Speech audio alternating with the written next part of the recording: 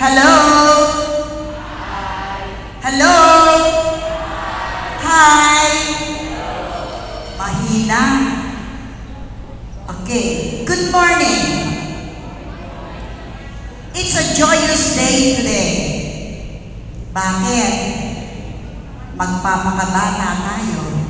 We will be childlike today. Aside from that, it is also the season of love and giving. It's also a time for us to rest and enjoy.